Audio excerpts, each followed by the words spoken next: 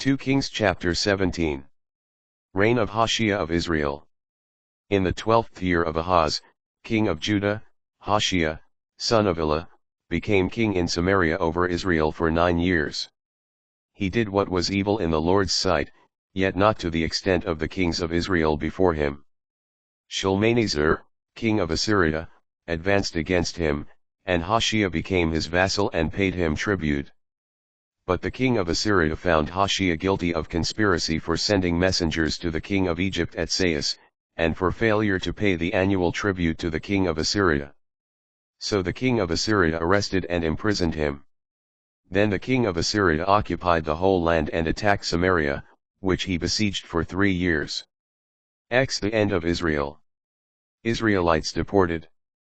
In Hoshea's 9th year, the king of Assyria took Samaria, deported the Israelites to Assyria, and settled them in Hala, and at the Habor, a river of Gozan, and in the cities of the Medes.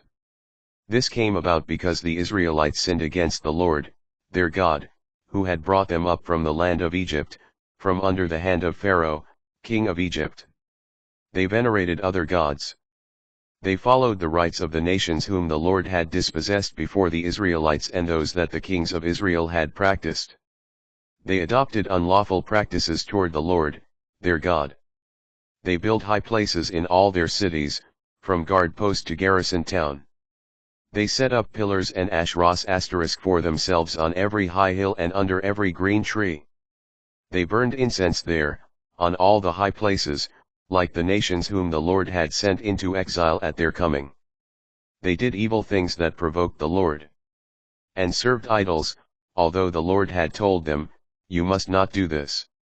The Lord warned Israel and Judah by every prophet and seer, "Give up your evil ways and keep my commandments and statutes, in accordance with the entire law which I enjoined on your ancestors and which I sent you by my servants the prophets." But they did not listen. They grew as stiff-necked as their ancestors, who had not believed in the Lord, their God. They rejected his statutes, the covenant he had made with their ancestors, and the warnings he had given them. They followed emptiness and became empty. They followed the surrounding nations whom the Lord had commanded them not to imitate. They abandoned all the commandments of the Lord, their God.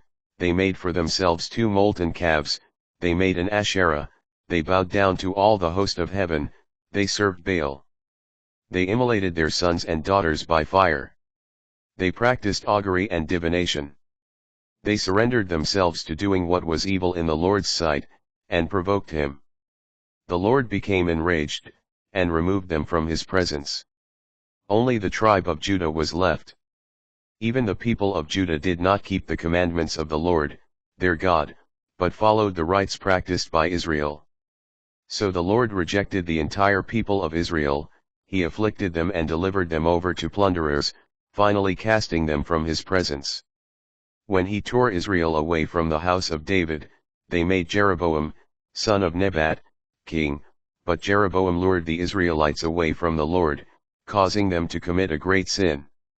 The Israelites imitated Jeroboam in all the sins he committed, they would not depart from them.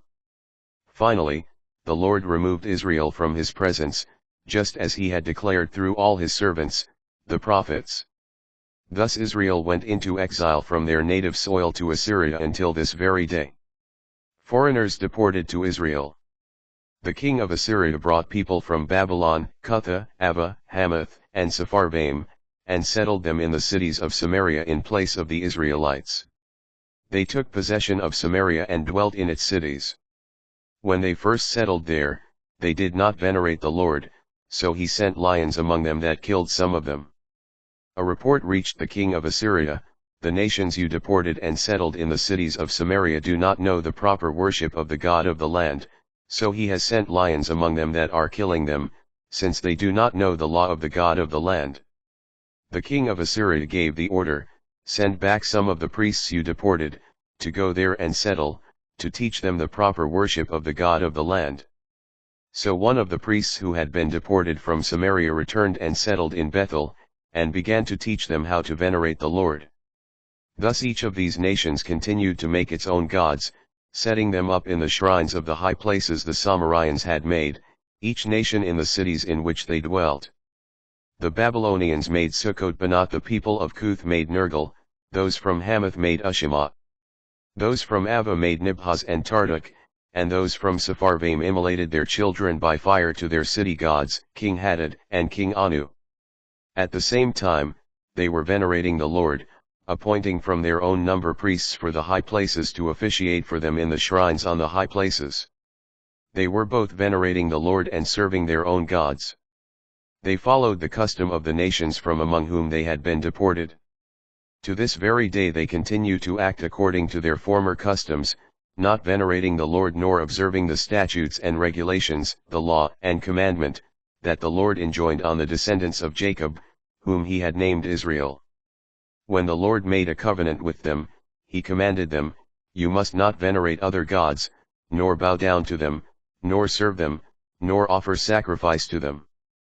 But only to the Lord, who brought you up from the land of Egypt with great power and outstretched arm. Him shall you venerate, to him shall you bow down, and to him shall you offer sacrifice. You must be careful always to observe the statutes and ordinances, the law and commandment, which he wrote for you. You must not venerate other gods. The covenant I made with you, you must not forget, you must not venerate other gods. You must venerate only the Lord, your God, it is he who will deliver you from the power of all your enemies." But they did not listen, they continued to act according to their former customs. But these nations were both venerating the Lord and serving their own idols. Their children and children's children are still acting like their ancestors, to this very day.